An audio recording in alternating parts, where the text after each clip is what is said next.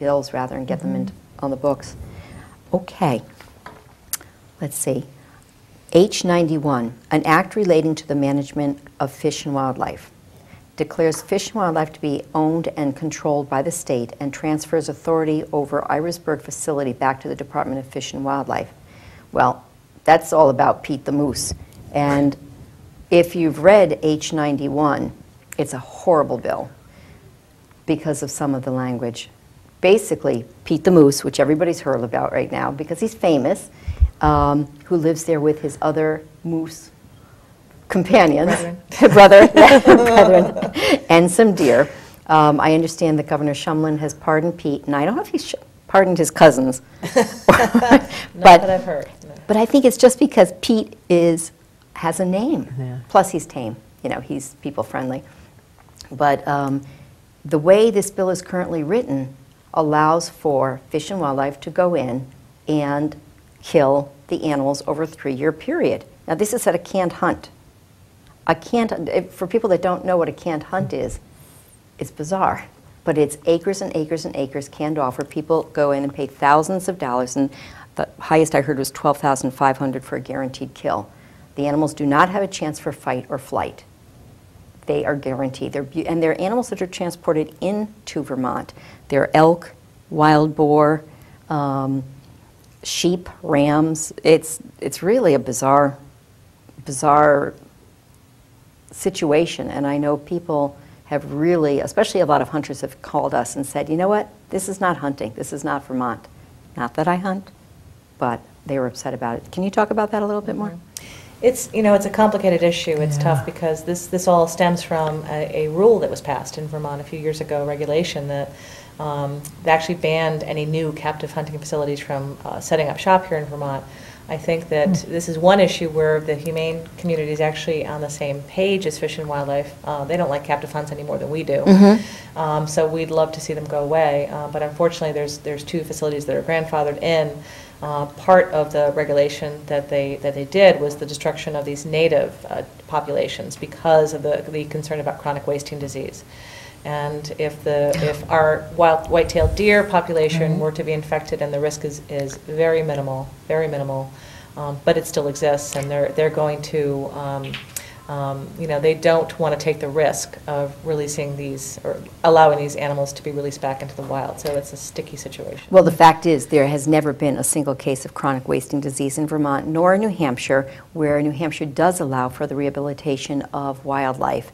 And the only reason one case occurred in New York is because a wildlife rehabber who was married to a taxidermist, kind of bizarre there, the animals had eaten the entrails of the animal and came down with one of the diseases. So, you know what? This has been a red herring, a scare tactic, and it's something that needs to be addressed. But the passage of this bill as written is not good. So, you know what? You can go online and Google any of these too. Okay, the next one is H303, an act relating to pet merchants.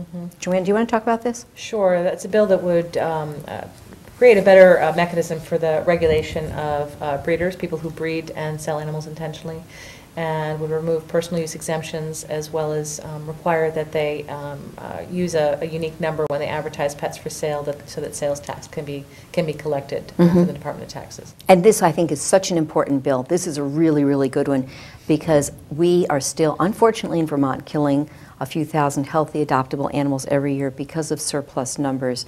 And you have people that are breeding just out for profit. I mean, they're not doing it because they're responsible breeders. That's something different. We're talking about people that are just finding a way to make a fast buck, and they're unchecked right now. And a lot of times we get calls from people that are concerned, well, they had to rescue an animal from this situation because it was so bad, so they bought it. So this would give us the ability to do some checks on that. And that is H303. Yep, we like that one. Okay. Has it memorized. I know. Okay, and H340 is the Puppy Mill Cruelty Prevention Act. That's right. Could you talk about that one? Yes, this actually mirrors a law that just passed in Missouri, ballot initiative that we passed there, where we would, for anybody who has more than 10 unsterilized females, it creates a separate classification for puppy mill animal cruelty in the statute. Requires that they get veterinary care, exercise, that they get that they also get some rest between breeding cycles, heat cycles, and it also puts a cap on the number of unsterilized animals, male or female, that can be in one location to stop these mega puppy mill facilities from getting out of control. Great. And that is H340, so we like that one. And H229 is an act relating to requiring that certain surgical procedures on dogs be performed by a licensed veterinarian. And this sounds bizarre. You would think that, well, of course it is, but the bill proposes to require the debarking, tail docking, and surgical birth procedures on dogs to be performed by licensed vets with the animal under general anesthesia. And you think, well, who wouldn't do that? Well, last session we were at the State House, the one before that, and Dr. Virginia Clark spoke about, just talk about debarking. Well, they actually, it's not, it sounds like, oh, they just snip a vocal cord and it's all good, but they actually, very invasive, where they put something down their throat and they scrape the vocal cords. It's very painful. She was saying a metal pipe. Yeah, I mean, there are a variety of things that could be used, but certainly this is not a procedure that we want happening anyway, but if someone is going to do it, it certainly needs to be done by a veterinarian. It could have serious complications, very painful, and the after effects are also quite painful as well. Well, we have a hoarder right in Woodstock, and she has all her dogs debarked.